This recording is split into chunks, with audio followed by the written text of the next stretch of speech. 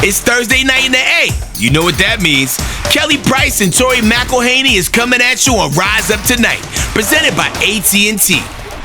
ATL, how does it feel to finally have some nice things around here? Terry Fontenot fulfilled all the items on your wish list in the span of about 48 crazy hours, Tori. Didn't let me sleep either. Just working all the time. Oh yeah, and the Falcons also played a football game. Well, some of the guys on the roster did. Let's huddle up about it, y'all. Let's huddle up with Kelly and Tori on the world of Falcons football. The guy that y'all are real pressed about is Michael Penix, and the fact that he didn't play and won't play for the remainder of the preseason, according to Raheem Morris. Tori and I were talking about this on Saturday in Baltimore. We were really taken aback by how many Twitter GMs were calling this a terrible decision.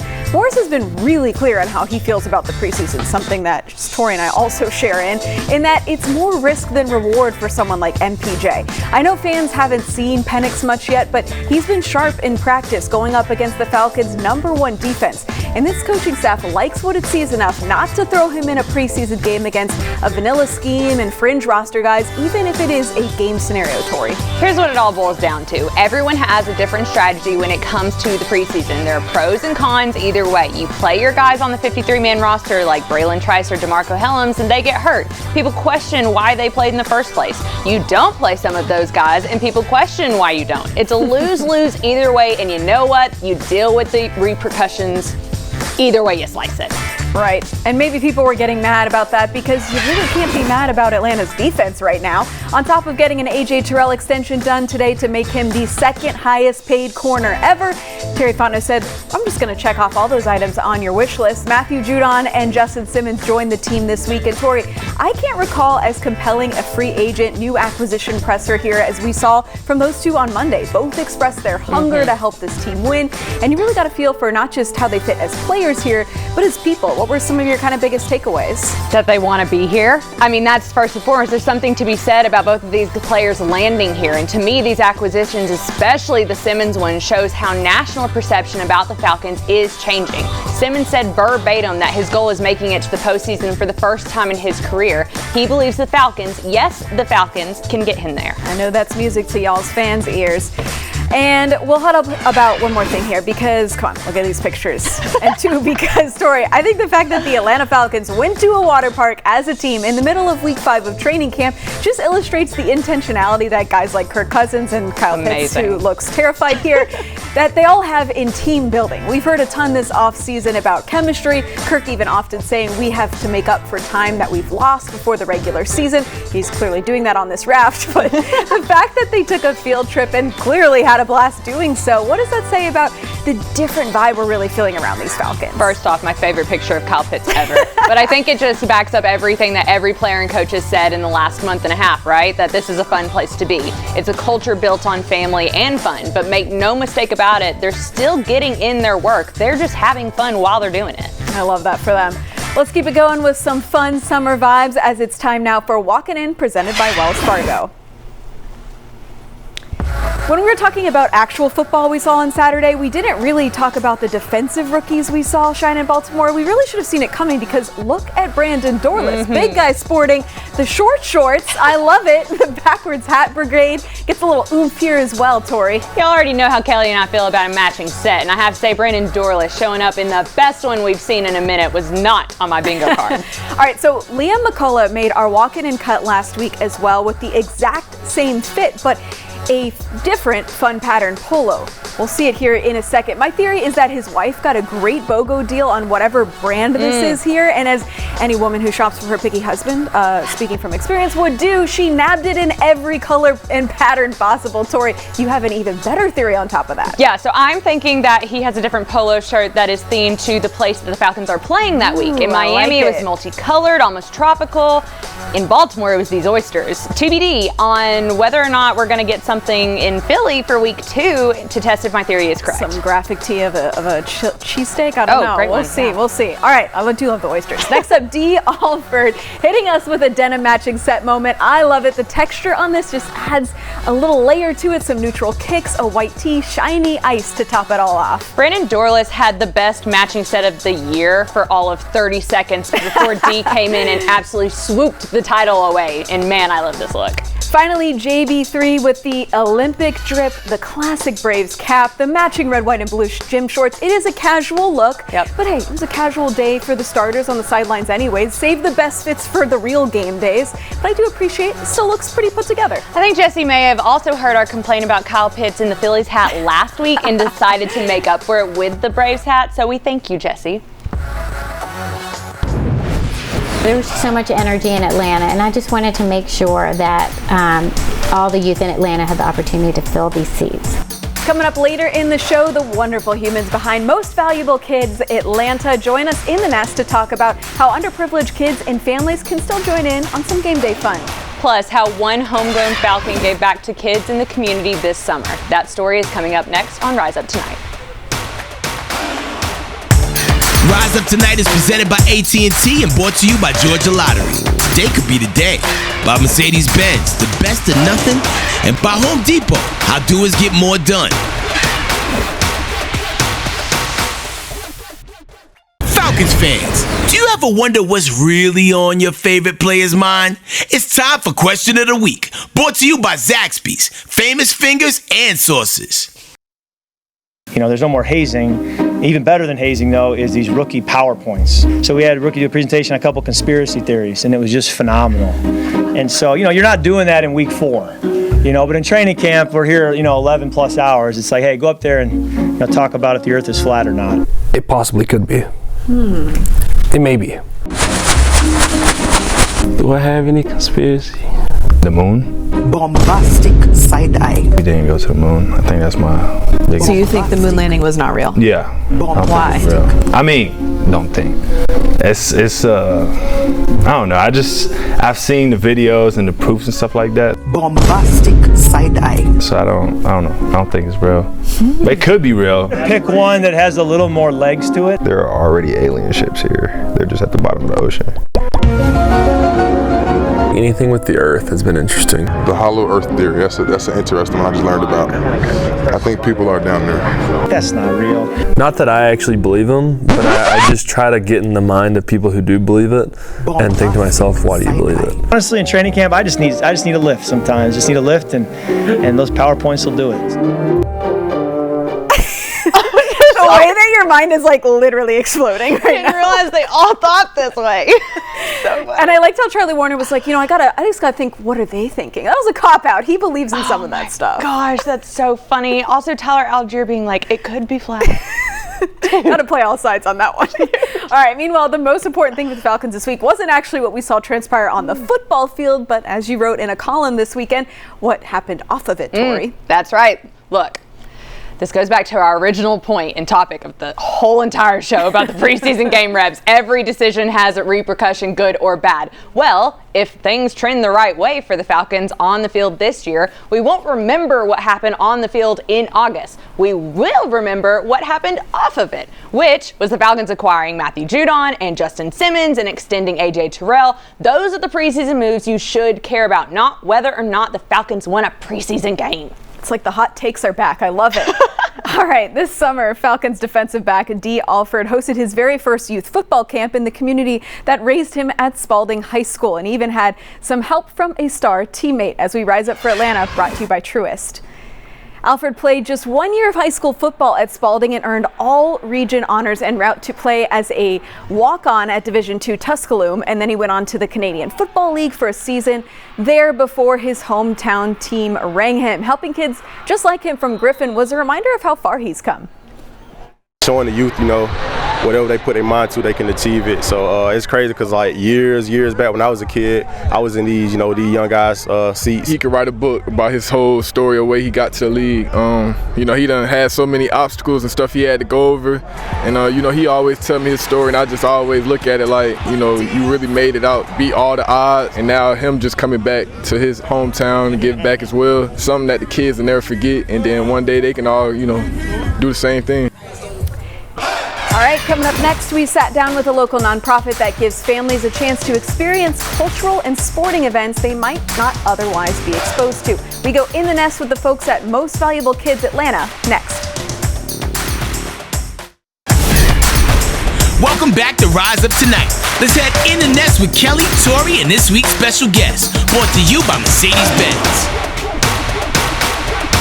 We're so excited to welcome in the nest two amazing humans with us today. Susan and Brian Banner, they're the co-founders of Most Valuable Kids of Greater Atlanta, an organization that has distributed over 62,000 free tickets for sporting events, plays, concerts, museums, and much more. So you guys, take me through how you started this organization and why it was important to bring it to Atlanta. We started Most Valuable Kids in 2000. Well, the idea to start it came in 2016. I was visiting a Boys and Girls Club in Thomasville Heights, a neighborhood by the old Turner Stadium, and the director was saying that during the summer people always gave them Braves tickets and their kids would either walk or they would take a bus or the van to get to the games, and he kind of paused and said, but now the Braves are moving out to Cobb County to SunTrust Park, now Truist, and he didn't know if his donors would remember him because now they're far away.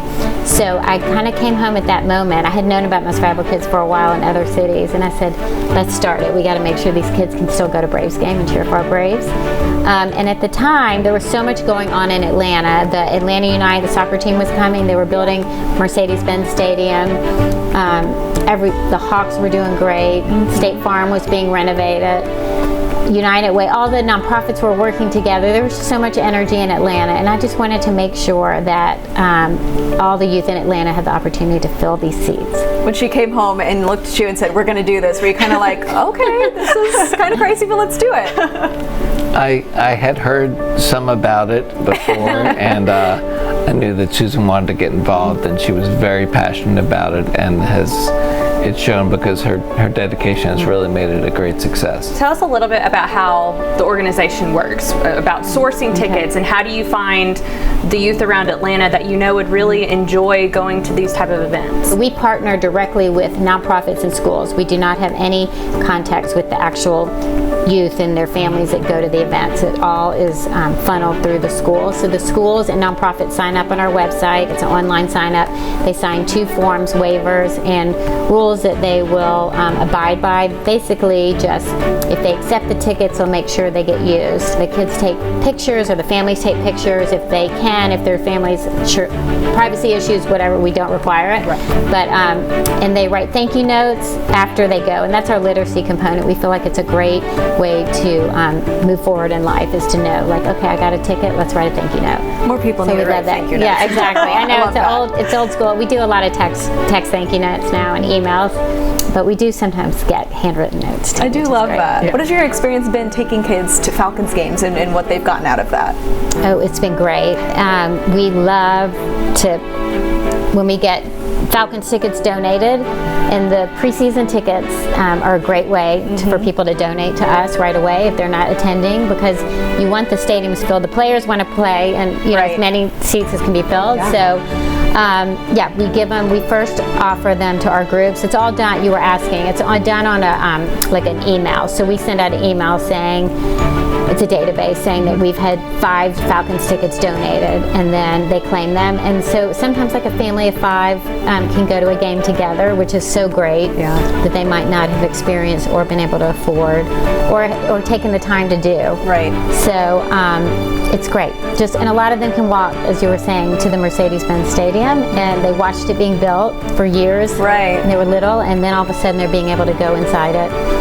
It's great, and everybody's Falcons fans. Sure. Yeah, I'm curious for both of you guys. This started in 2017, and it's been years of work that you both have put into it together and also independently. So what about this endeavor makes you the most proud of the work that you've done to give back to the kids of Atlanta? I think it's all about community, and I think that's what Atlanta is. It's such a great community, and I've lived here for 25 years. Is that correct? Yeah. Anyway, over 25 years, and I just love Atlanta.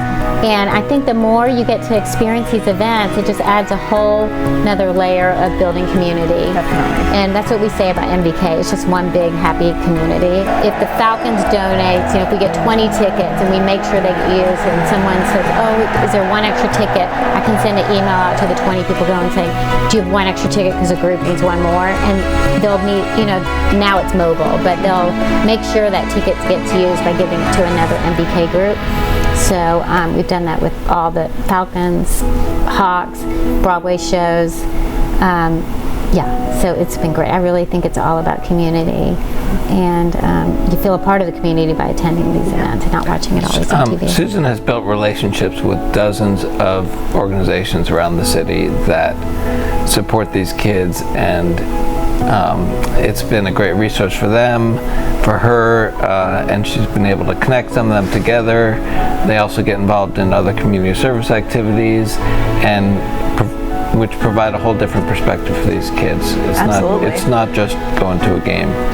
Yeah, for sure. How would viewers at home who might be a season ticket holder watching this right now for the Falcons, how would they get involved if they wanted to? Well, if you want to donate tickets, you can go on our website. It's www.mostvaluablekids.org/Atlanta. We also take financial donations where we will purchase tickets. We have a great donor.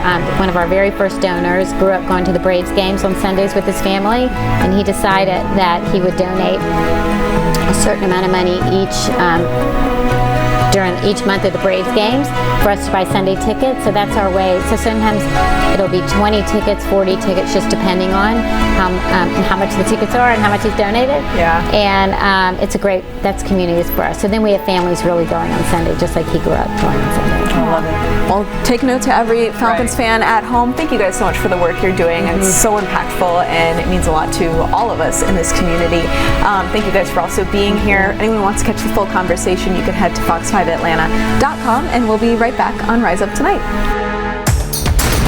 Hey Atlanta, this is Head Crack talking, and you watching Rise Up Tonight, presented by AT&T. Bringing you content all day. Big Kirko wakes up dripping like this. Kirk Cousins with the chain. Oh yeah! I love it. I love it. I love it. You want to see me jog? You want to see me jog? Here we go. I'm jogging. You like that? You like that?